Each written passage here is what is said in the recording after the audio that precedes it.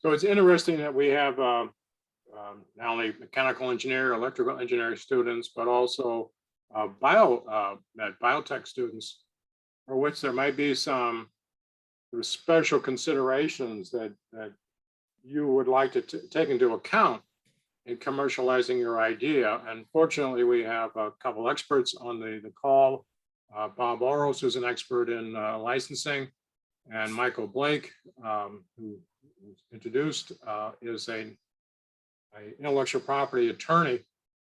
And so if you have any questions as we go along regarding any particular questions you have about your industry, feel free to bring them up. But let me go through this in order. And the title of this presentation is rather bluntly, we have $10,000 we're going to give away, spread out amongst the best ideas that are entered by November 23. However number we receive, we'll narrow it down to about 8 or 10 and invite those people to come back on November 30th at 6 o'clock. Also via Zoom. We'll send the finalist a link to give a 3-minute PowerPoint presentation. And then we'll hand out the grants, and they'll range probably between $500 and $2,500. So this session is all about how you win.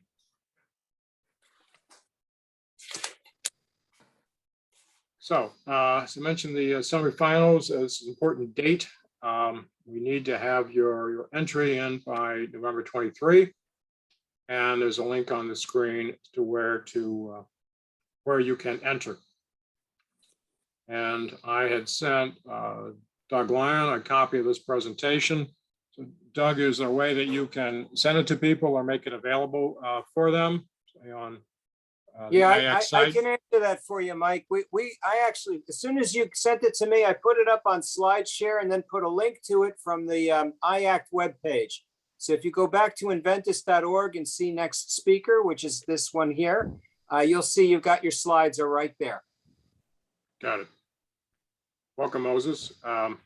Inventus.org. So to run through for you the questions that you'll encounter in the online application and how to best answer them so you make the cut.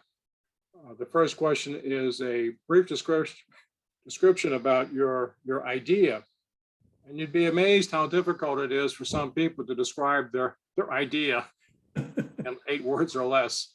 Try to get it out in one breath. You can't do it in one breath, it's too long. One thing that we feel as investors, if somebody can't describe their idea crisply, they may not really understand it fully and how it's better or different from what else is out there. And you're going to need this throughout your career of promoting your ideas. Humans have a short attention span, okay? So if you're at a cocktail party with investors or other people that in your profession, and you start to ramble on about trying to explain your idea, and they'll start looking over your shoulder to see if there's something more interesting in the room that they can talk to. So come up with a brief description. You also can upload an image of your product, which is going to be very helpful for the judges to understand what it is you're doing. You've got the verbal description, but as you know, a good image is worth 1,000 words. So if you don't already have a prototype, I realize you can't take a photograph, but if you've got a sketch, upload whatever you have that'll help us to understand. And if you don't have anything, just a description, that's fine. It won't be rolled out. If you have any questions as we go through this, just blurt them out. The next question is the development stage. I'd like to understand where you are in this process. Is it just an idea kicking around in your head? Or do you actually have a prototype developed and tested? From an investor standpoint, and we base these competitions off of the sort of criteria that investors use to pick winners. And they've developed this rubric based on their many bad investments. And at least they learn from them. In entrepreneurship, we embrace failure. It's okay to fail. As Thomas Edison said, when asked how he felt about the fact that it took him 10,000 tries to come up with an effective filament for the electric bulb, he said, well, the first 9,099 informed us as to what won't work. You know, as long as we're learning from the failures, we're making progress. Next question. We want to know the patent status. We want to know if the idea is patentable. Those are, frankly, more valuable than those that are not patentable. If it's patentable, you can protect it. Investor can protect their capital that they're putting into your company. It's not an absolute, it's not a requirement, but we'd like to know where you are in the patenting process. The next question is probably the most important. The prior questions are informational to help us just to understand who you are, what your idea is for something that you can commercialize. Here we start to separate the wheat from the chaff. What's the problem you're solving?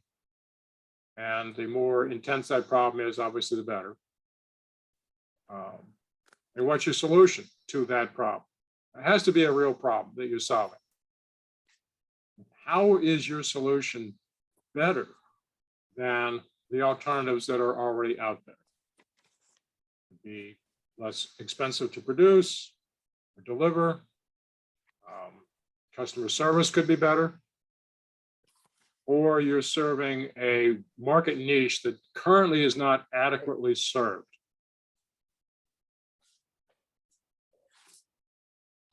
And the next question is, how much capital do you need? How much do you need to take this to market? Now, we've told you we have $10,000. So if you're a biomed student and you're developing a new drug and it's going to take $20 million to get it to market, and you're asking us for $20 million, our $10,000, even if we gave you the full amount, is not going to move the needle for you, right? On the other hand, if you said, we're working on this cure for cancer, eventually we're going to need $20 million over the next 10 years to get this to market. But right now, if we had $5,000, here's what we could do. You know, we could eliminate a lot of the genes that we know aren't going to impact this disease, sort of like Edison's approach. There's value in knowing what genes do not impact a particular disease. The ones you can eliminate have value. So anyway, try to come up with something in a bite-sized amount of money. As I said, we'll probably write checks between $500 and $2,500. So come up with something in that range. If you want to win, this is just advice, more likely, because we can actually help you to accomplish something and move your idea along. If you say you need a minimum of $1 million before you can even get started, probably not the right competition for you. There are no competitions like that. The first check anybody writes to you is not going to be $1 million. It could be a few hundred, a few thousand, maybe $10,000 to eliminate some of the risk, eliminate some of those sources that impact the disease that don't work. And then when you move your idea sort of further down the road to launch and commercialization, and taking out risk as you go, you can ask for more money. Sort of a typical hierarchy or progression is usually maxing out credit cards, your own money, friends and family, competitions like this. And there are a lot of these opportunities. Fairfield University has a competition, as does University of Bridgeport, 2 schools represented here. There's a statewide business plan competition for students that that I run. There are run industry competitions for students and non-students, and there are a lot of opportunities. And if I can have access to your information directly to the IAC members or to the students through Professor Lyon, we'll let you know about those other opportunities besides this one. I've known students that have funded their entire project by doing what I call the business plan competition circuit. You can raise in national competitions $50,000 to $100,000. So how much do you need to take it to move your idea along to the next plateau? And what would you do with the funds if you received a grant specifically?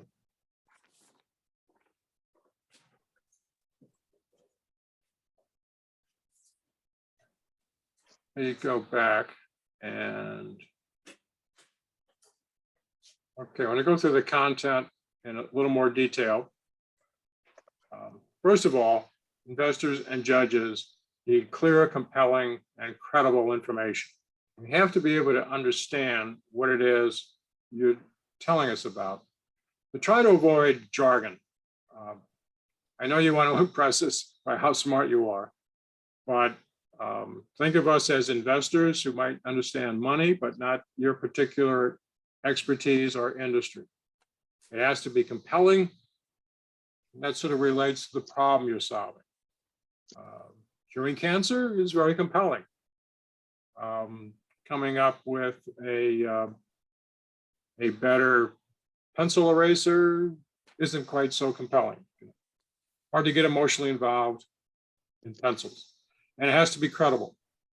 A lot of what we see just isn't believable, convincing. Anything you assert or you promise about your idea, got to be prepared to back it up with facts and evidence. Of course, don't use salesman's talk like, everybody loves this idea and it's going to be great. That next, we want to, if that's the case, we want to know that you interviewed 100 people and 78% of them said yes, that they would buy your product at the intended selling price of $25. We want to see hard numbers and evidence to make what you're saying credible, not vague generalities. Cover only the most important parts. You've only got 3 minutes. You can offer to fill in the details later if somebody is interested. And the judges will ask you questions like an investor would. Content of your 3-minute pitch. Let's assume I talked to you about the online questions. Let's assume you're picked as one of the top 10. We're going to then have a chance to pitch your idea in 3 minutes using a PowerPoint like I am to the judges. And this will be via Zoom as well. So you'll be doing it just the way I am. By the way, your mathematical odds are very good. So we've got about, how many did you say? 30 people on this call, maybe a few more. So if everyone who's on this call entered, and they won't, your chances are 1 in 3 of making the top 10. And if you make your top 10, your chances of getting a check are almost 1 for 1, at least 1 out of 2. So I would suspect we'll probably have, at the end of the day, maybe 20 entries. So your chances are 50% of making it to the finals. So this is not like lottery tickets. Mathematically, your odds are very good here.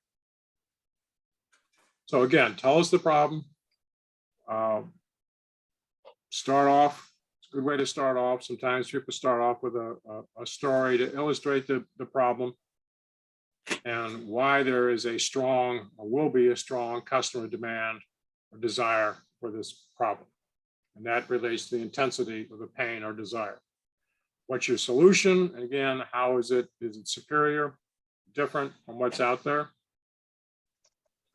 Again, everybody has competition. When people come to me and say, oh, Mike, I don't have any competitors. Nobody else is doing this. That's another next. You may have invented margarine, but you've got competition. It's called butter. You know, everything, every idea has an alternative solution. So we want to know that you're being honest with yourselves about that. You've researched the competition and you've compared your idea with the alternatives and sort of honestly portrayed that comparison. What's your target market? Who's the customer for your idea? And we want to see that you have a clear understanding of who that person is, what are their demographics, how many of those people are there, and then prove that to me. And by the way, we don't like to see what we call Chinese economics. And that is, well, there's 1 billion people in China. And if we only sell 1/10 or 1%, we'll make a lot of money. And that's not convincing. We want to see your market research and your market size built from the bottom up. Well, we sell a improved MRI machine, and it's going to sell for $1 million. And there are 1,250 hospitals in North America that have MRI machines. And we surveyed them. We surveyed 100 of them. And based on that, we project that 20% of them will buy our machine for $1 million within the first 5 years of release. So those are hard numbers. You can see how you can build up from the bottom up the market size, number of hospitals, likelihood that they'll buy, multiplied by the price of your MRI machine, and you've got a first 5-year market of $20 million. And you've given us some sort of justification and support of those numbers, not just, well, my aunt really likes it.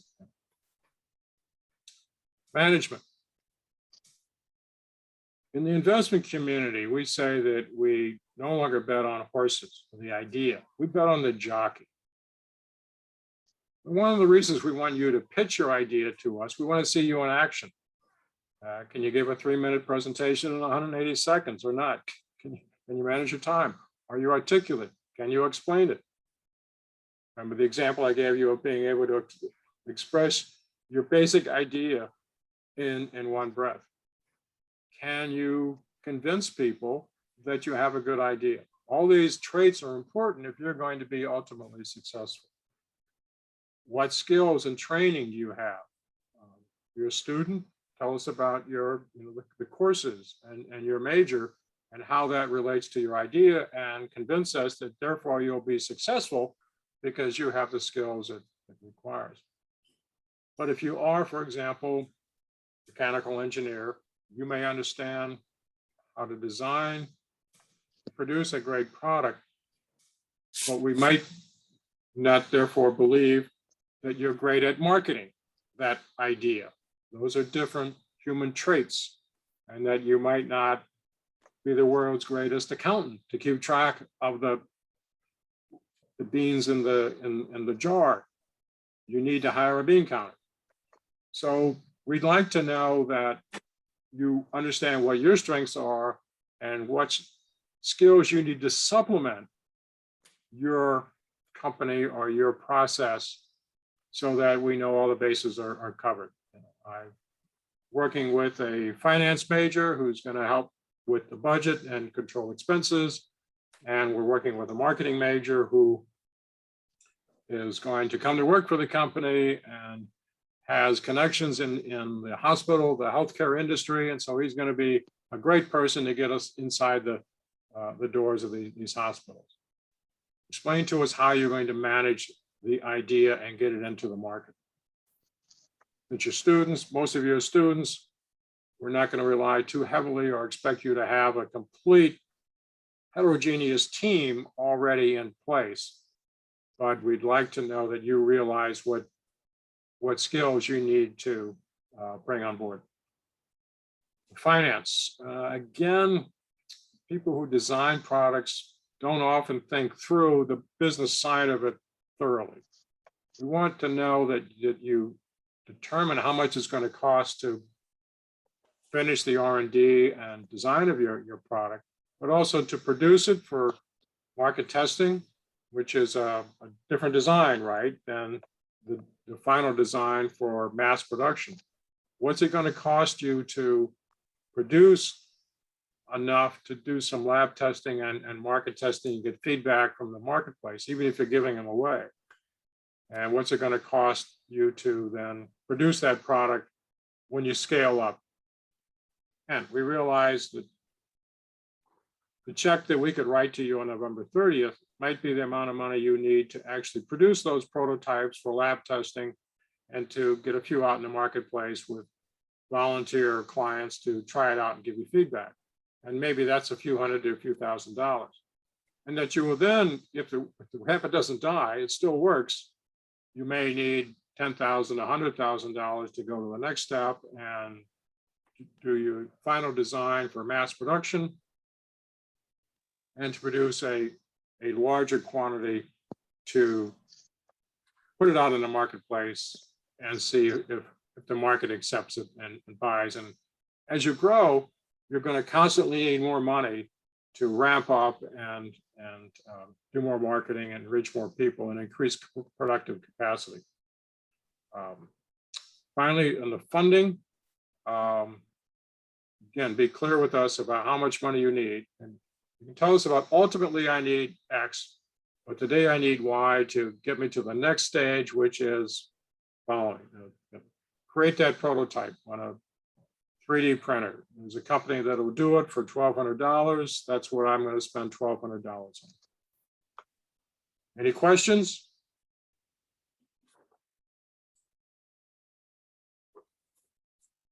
What I want to do is, that's the content. Cover these. Here's an example of a 8-second explanation. Carnage Co. manufactures non-flammable seats for aircraft, right? I've told you what the problem is. Crispy critters. When an airline crashes, most people don't die from the impact. They die from the fire and the acrid fumes and so forth. Which is the target market, proof of demand, projected financials, what you need, what you're going to do with the money. And I want to bring in Bob Oros now. If we don't have any questions on what I covered, I'll talk to you more in a bit about the style of your presentation. We were talking about the content up to now.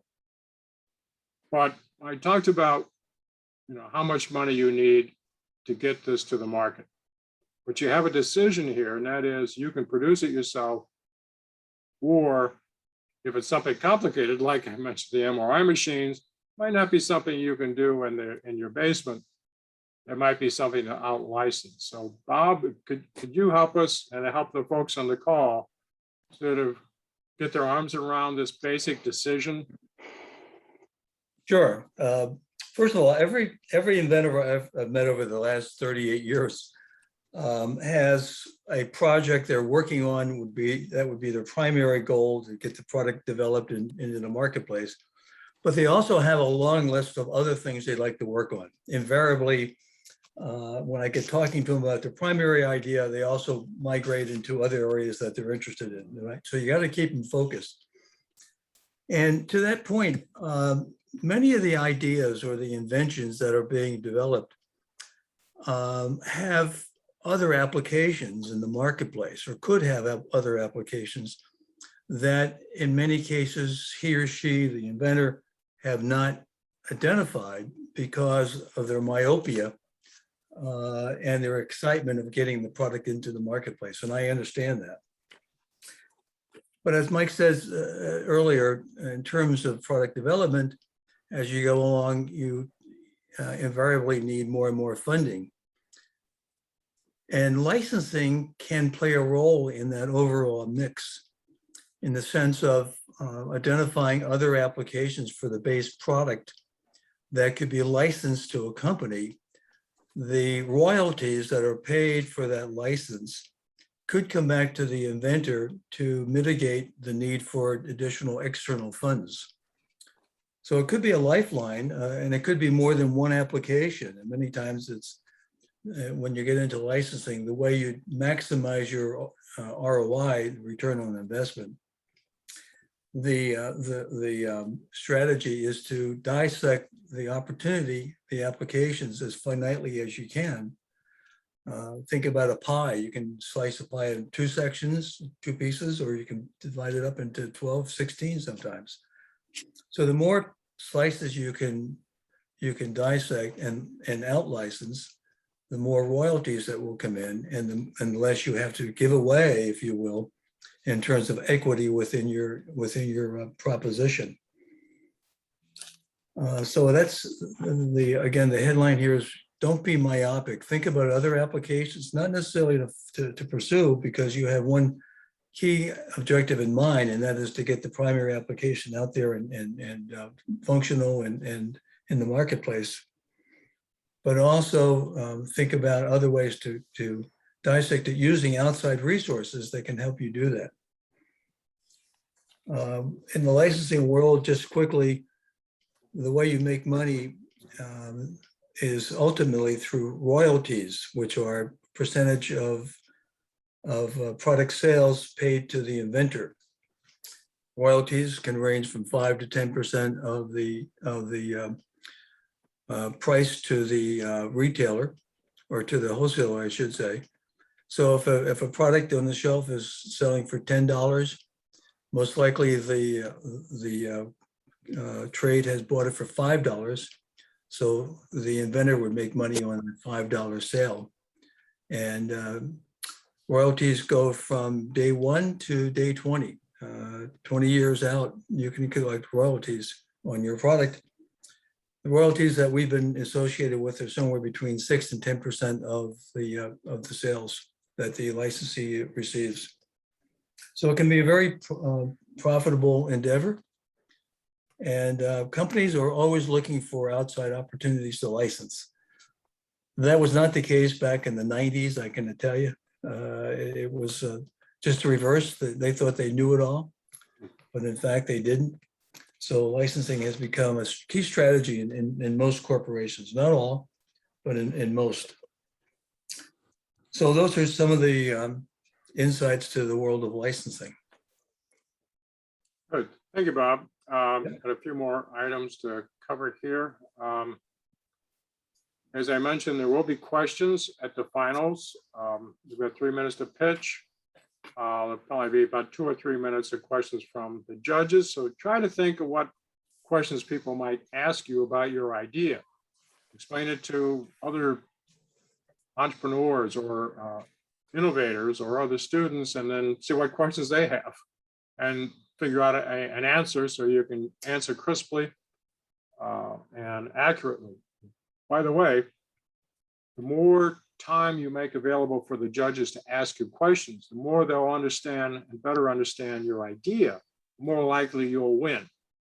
If the judges ask you a question and you take 3 minutes to answer that one question because you ramble, they can only get one answer. So if you answer your questions quickly in a matter of like 5 or 10 seconds, you'll get more questions to satisfy judges' concerns that they might have. A question is in a way a bit of advice from the judges. It means it's something that they're not convinced about or don't understand, and so therefore the questions. And a bit of advice is to be open to suggestions and criticism. I gave away $50,000 last week at a competition that we held at in Bridgeport. And one guy who I thought had the best idea got into an argument with one of the judges and lost. Judges are human. You want to stand your ground and not let the judges push you around and say, oh, you really ought to make that in blue plastic instead of red metal. But just advice is just to try to be diplomatic and say, oh, that's an interesting idea. I'll look into that. Can I follow up with you about that later? So you haven't caved in, but you haven't alienated the guy either. Just side advice. The style is important, like I said, the way you answer questions. Try to grab people's attention. One thing that presenters in a competition or in a venture capital fair that I've run is that they practice that presentation solo, in the shower or whatever. But what you don't realize is there might, in your case, there's going to be 9 other people presenting. You might be the first one. You want the judges to still remember you after they've heard from other 9 people.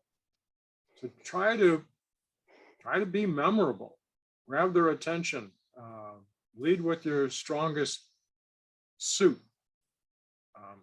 Also, again, we bet on jockeys, so show that you're in control, show your enthusiasm, show your self-confidence, so we believe not only do you have a good idea, but you can carry it out. Again, if you go over the allotted time, that kind of shows a lack of management ability.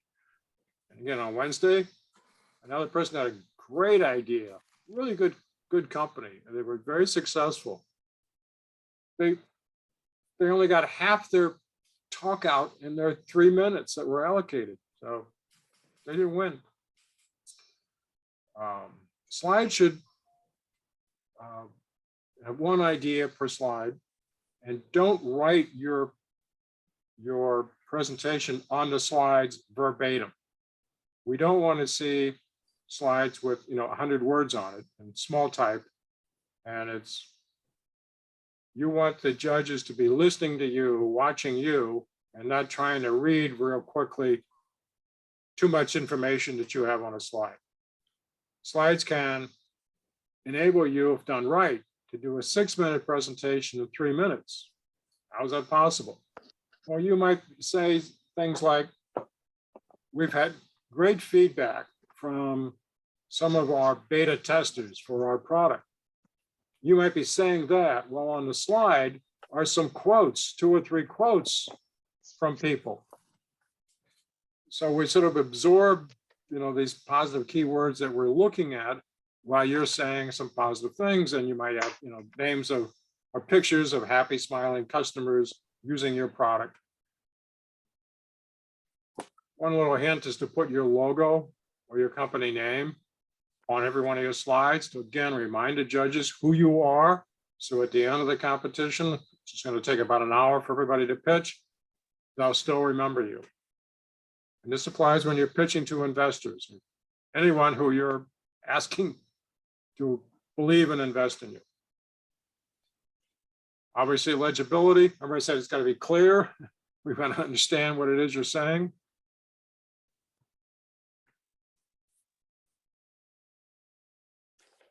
Charts and graphs. I've seen a lot of slides and presentations that are just way too cluttered. You should have 1 idea, 1 concept per slide. It can't take us a long time to read it. And finally, if you want to win this competition or others, or convince investors or a banker to invest in you or a company to license you, rehearse. It does make a difference. Videotape yourself, look at the video, critique yourself. Do this enough times that the more you do this, you give a presentation, the better you get at it. I've seen people, as I said, do the business plan competition circuit, and the more they do it, the better they get, the more confident they are, the more enthusiastic and inspiring, and show that enthusiasm. So I want to open it up to questions. So feel free to unmute yourself. And one I would like to ask, we have, as I said, we're lucky to have an expert on the call, Michael Blake, who is a patent attorney. And his company name is Michael Blake, attorney, so he's easy to find. Any questions you have on this particular topic about whether to patent, how to patent, what to patent, please bring them up now. Or Michael, do you have anything to add? Mic is yours, Michael. Well, I'm a stickler for exactness, and just one thing maybe people don't understand is, so when a provisional patent application lasts for 1 year, and so a provisional patent, there's no such thing as actually a provisional patent that issues. So it's so you file a provisional patent application and it lasts for 1 year, and then the idea is you either file the non-provisional patent application within 1 year, and that keeps the whole patent application going, or you don't file anything and the provisional patent application goes abandoned and it remains secret. It's never published at the patent office. So that was just one thing I noticed on the slide. It's a pretty technical detail, but as a patent attorney, I have to be very technically aware. And so, you know, I'm happy to answer any questions on patents. I also work on trademarks. So if you have a trade name or logo that you want to go with your project, you know, that's something we could talk about. Copyrights usually don't get too involved with this area of inventing, but sometimes. Thanks, Michael. I'll send you an email about that slide. So any questions at all about what I covered, the competition? Well, I have a question Please. to Michael Blake in regards to the patent application. So after a year has passed and you're not at the stage where you're ready to file the utility patent, can you file a day after the first one expires? Can you file another provisional patent? It depends. So if it depends if you made any public disclosure of your invention, and it depends on the timing. So sometimes people make a public disclosure or offer their invention for sale, and then they file a provisional application within 1 year of that first public disclosure. Let's say you publicly disclose your invention on October 26, 2021. And then so next year, in order to preserve your US rights, you file a provisional by October 26, 2022. Well, if in that case, you cannot file a second provisional because you've lost your rights. You have to have a patent application filed within 1 year of the first public disclosure or offer for sale. On the other hand, if you've kept your invention secret, then yeah, you can file multiple provisional patent applications. Thank you.